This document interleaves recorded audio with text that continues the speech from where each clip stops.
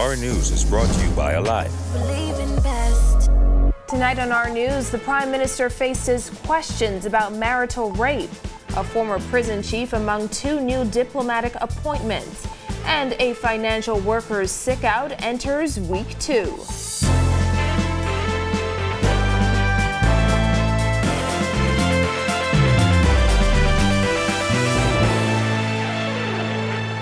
Welcome to Our News and thanks for joining us. I'm Christina Dragovich.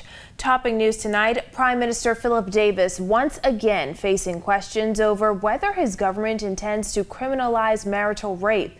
He told reporters today that rape is rape and he will be guided by recommendations from a recent forum. He also defended his administration's legislative agenda. Bethany McDermott reports. Whether you call it marital or otherwise, rape is rape. Prime Minister Philip Davis vague when asked about whether his government will bring legislation to criminalize marital rape. Davis said that recommendations will be made according to the National Gender-Based Violence Law Review Reform, adding that legislation will be brought forward and enacted so long as it is deemed appropriate by Cabinet. I don't want to get into the description of rape, and I think, and I've given the Attorney General the mandate to follow the recommendations that will flow from that conference that was held last week by the Ministry of Social Services, and we'll see what the recommendations are from there, and we'll move to enact what laws that is recommended by them to the Attorney General that is deemed appropriate by the Cabinet. His comments come as the issue of gender-based violence remain at the forefront of national discussions. In late 2017, the UN Special Rapporteur on Violence Against Women said the Bahamas was out of step with the UN's Convention on the Elimination of All Forms of Discrimination Against Women, as it has failed to criminalize all forms of marital rape. Successive administrations have declared a willingness to amend the Bahamas' Sexual Offenses and Domestic Violence Act 1991 to criminalize marital rape, but no such action has been taken. Davis explained that a conference was held to chart the way forward. When asked, Davis said related legislation could be brought this term. This as he sought to defend his government's legislative agenda against critics who say they're not taking it seriously. This as the mid-year budget report will be delayed for 2 weeks. Not everything is achieved through the parliamentary or legislative regime. There are many initiatives that don't require what I call parliamentary intervention for the purposes of enacting laws.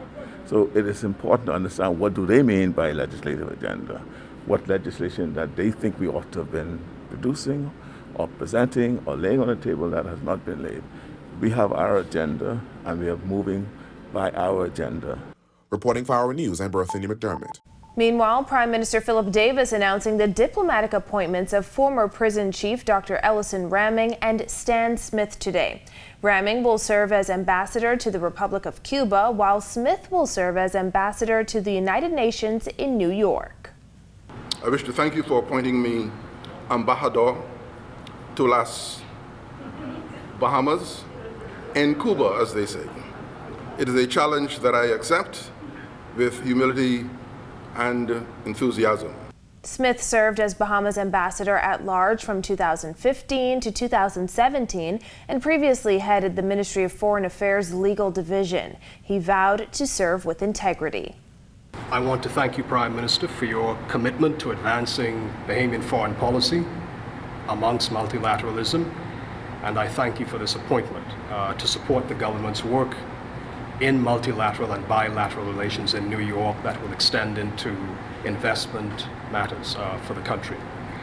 A sickout by financial and accounting officers in the public service continuing for a second week. This as the state minister for the public service says the government will not be held hostage as officials work to remedy the issues. Sasha Lightborn explains. Minister of State for the Public Service, Pia Gloverole, updating the media on the sickout staged last week by financial and accounting officers. She said to date, 30 of the officers have returned to work, while many still remain out of the system. So by Friday, there were about 70 that were still out. As of yesterday, there are a few still out, but what we have done is ask the permanent secretaries from every ministry to provide a report of what is happening in their ministry in regard to the financial officers. So those reports are coming in slowly.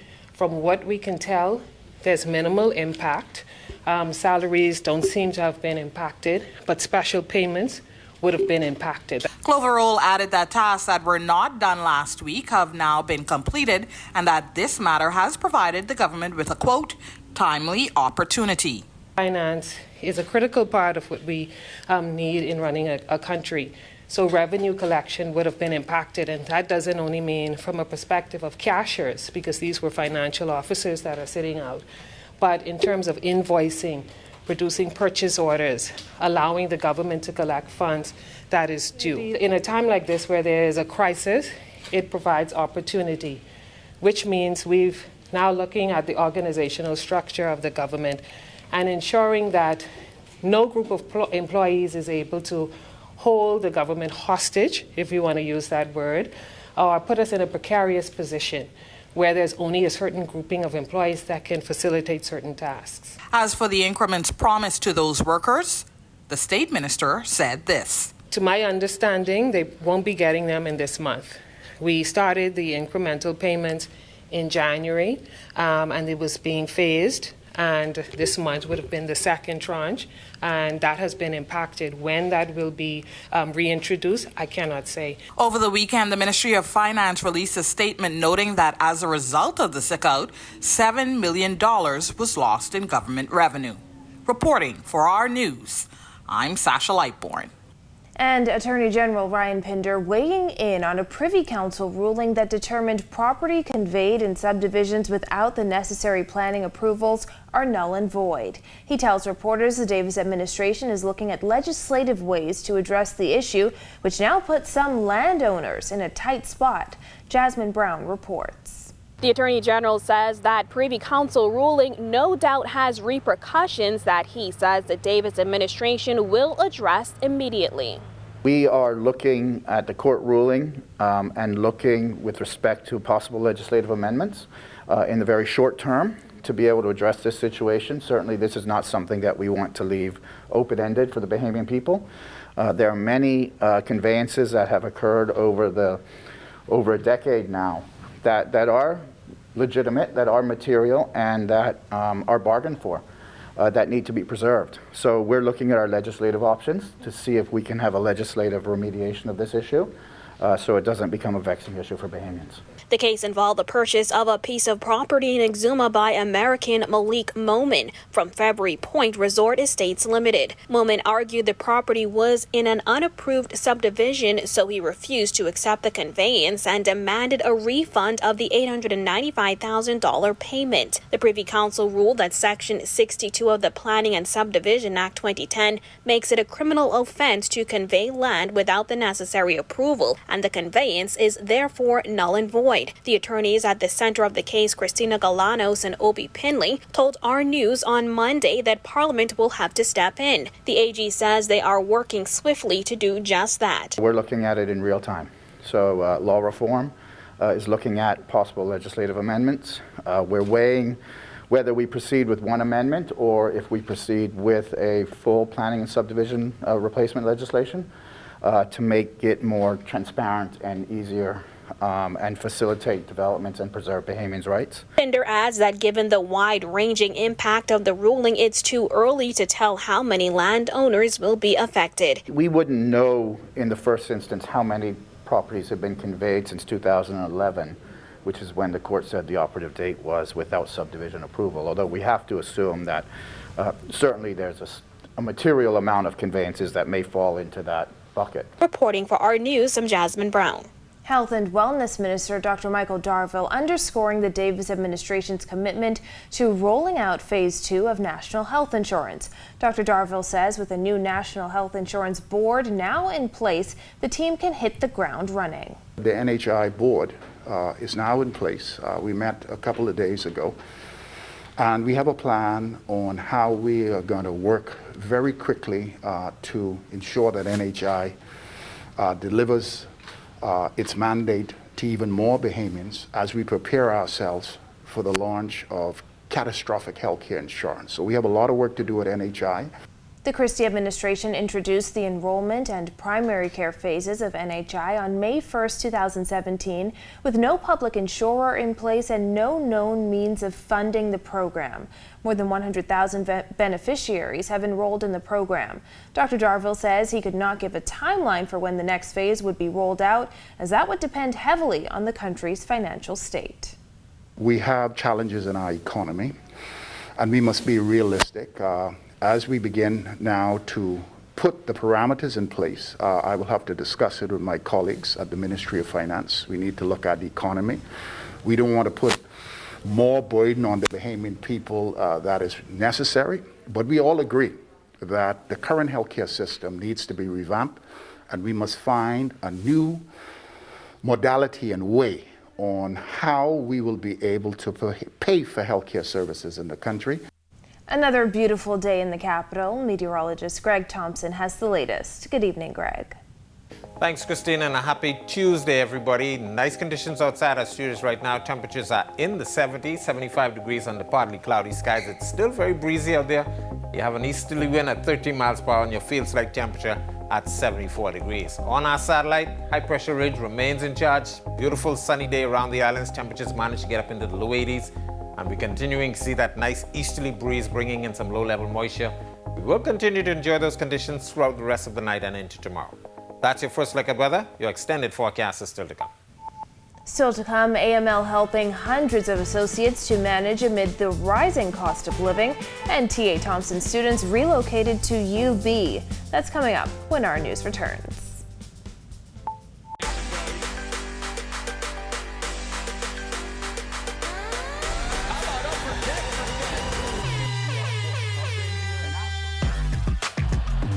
Got size at 6'5".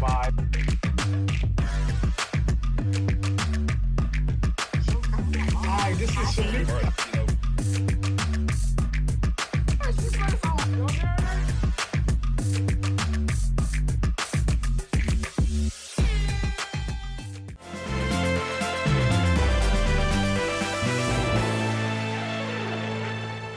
AML celebrating Supermarket Employee Day with a pay raise for hundreds of associates. Sharika Johnson explains. AML Foods Limited has increased its employees' minimum wage by $20 and has promised another $20 increase by May 2023.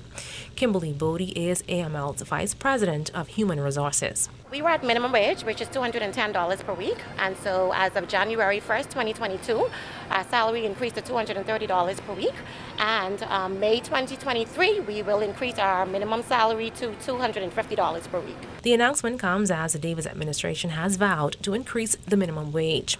The large retailer has 850 employees across New Providence, Freeport, and Exuma. We appreciate our employees. We realize that every day they come in and they give their best foot forward to service our communities. Bodie says though it was rough, employees at the parent company of Solomon's, Fresh Market, Cost Right Wholesale Club, and Exuma Markets rendered services throughout the pandemic. Mass and mass of customers on a daily basis coming in and shopping, and our employees just being present and ready to serve them throughout the midst of the pandemic. We've definitely done a lot of initiatives in terms of, COVID bonuses. For our news, I'm Sharika Johnson. Well, face-to-face classes for some T.A. Thompson Junior High School students have resumed, but not at the Gregory Street campus. State Minister for Education Zane Lightbourne says a temporary campus has been set up at the University of the Bahamas and students are being phased in. It's a phased approach. It will be 7 grades that go in on Monday. Well, they went in on Monday. Today the 8th grade is there, tomorrow the 9th grade. And then they'll go into a 6-day cycle continuously. Public schools returned to hybrid learning last month. However, in-person classes at T.A. Thompson were halted earlier this month after teachers staged a sick-out over poor working conditions. The school will be temporarily housed at UB for a few months. The contractors have given us a 12-week deadline for the work, and so we're looking at probably near to the end of this term that we will have students at the UB campus. It's now time for tonight's Financial Market Minute, brought to you by RF, your local investment bank.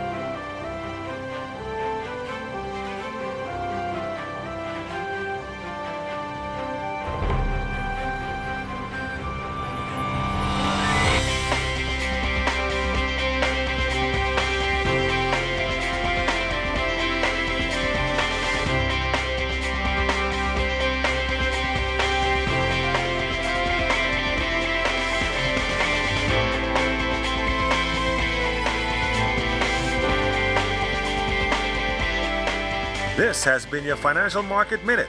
To explore the best performing mutual funds in the Bahamas, visit our website at www.rfgroup.com.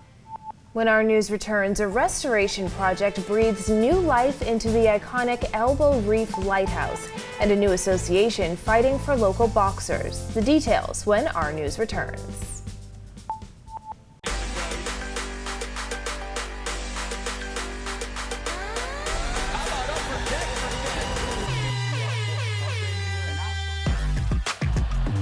Got size at 6'5". Hi, this is Shamik.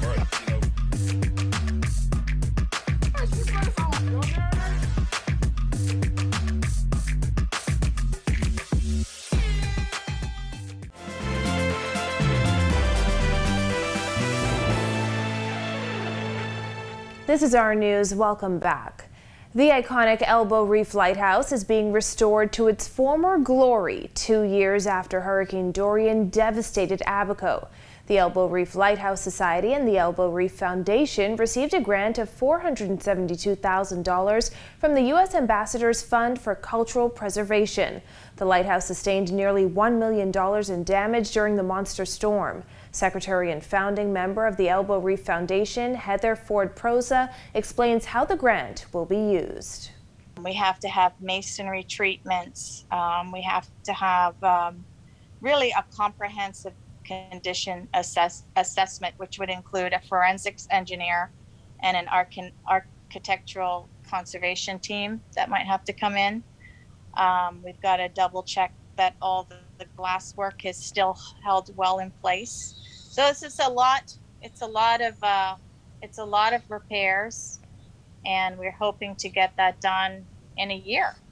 Prime Minister Philip Davis, along with several government and U.S. officials, visited the island last week for the official inauguration of the U.S. Ambassador's Fund for Cultural Preservation of the Elbow Reef Lighthouse Restoration Project. Office Administrator and Port Department Liaison Deborah Patterson says the cultural landmark plays a major role in Abaco's economy and attracts more tourists. Our economy is made up, in my opinion, of five components. So the first one is us, Bahamians, happy people. The second one would be we have an amazing relationship, a symbiotic relationship with our second homeowners. We have our natural resources, we have a historic village, and we have the majestic lighthouse.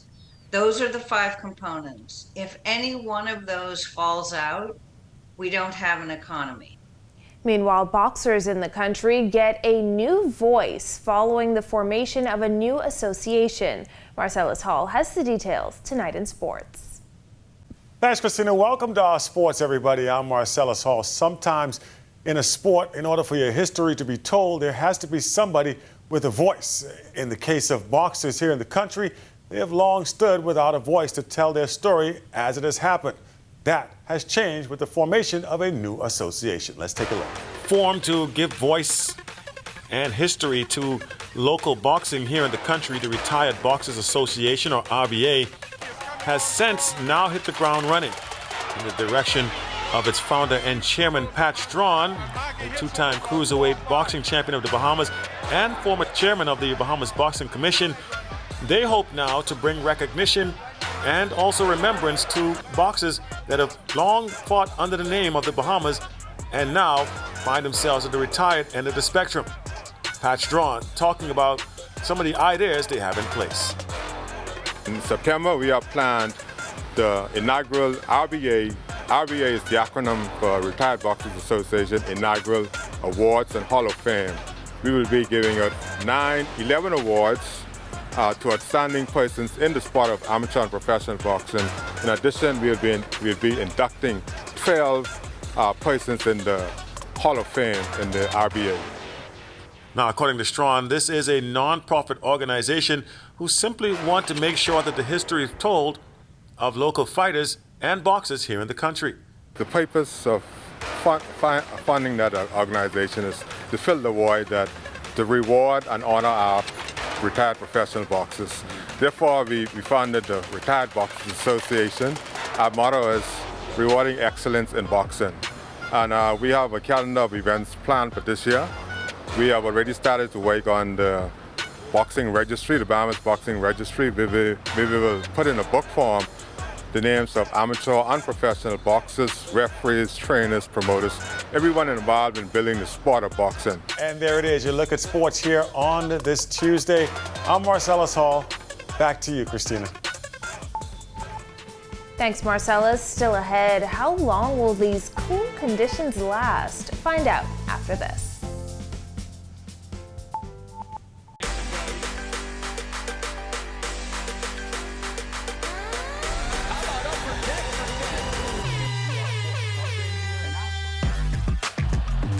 Got size at 6'5".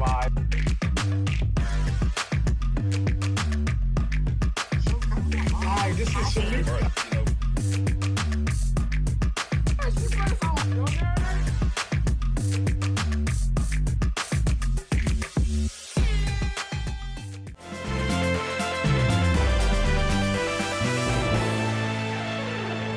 Welcome back to our news. Sunny skies all week. Greg is back with our extended forecast. Thanks again, Christina. Welcome back, everybody, for our second look at weather. High pressure ridge remains in charge of our weather. That high is continuing to generate some very nice conditions. Beautiful blue skies. Some quick moving showers moving off some low-level moisture across the Atlantic, across our area. So those showers will continue to track towards the west. That high will continue to dominate our weather for the remainder of the week and into the weekend, before we do see another frontal boundary getting here sometime by Saturday, Sunday time frame, and we expect another slight cool down by early next week. Boating forecast for all areas tonight through tomorrow. Winds will be out of the northeast to east at 15 to 20 knots. Seas running 4 to 7 feet over the ocean. Caution flag posted for you guys, and we're asking you beachgoers to exercise caution. There's a high chance for some riptides. Tide is presently low and will be high at 12:21 in the morning. Here's a look now at your national forecast.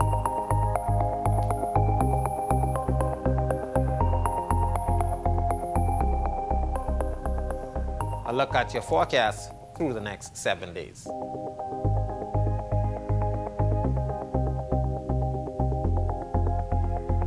That's a look at our weather. Make it a safe evening, everyone. Christina? Thanks, Greg, and thank you for joining us for our news tonight. On behalf of the entire team, I'm Christina Dragovich. We'll see you right back here tomorrow night. Have a beautiful evening, Bahamas.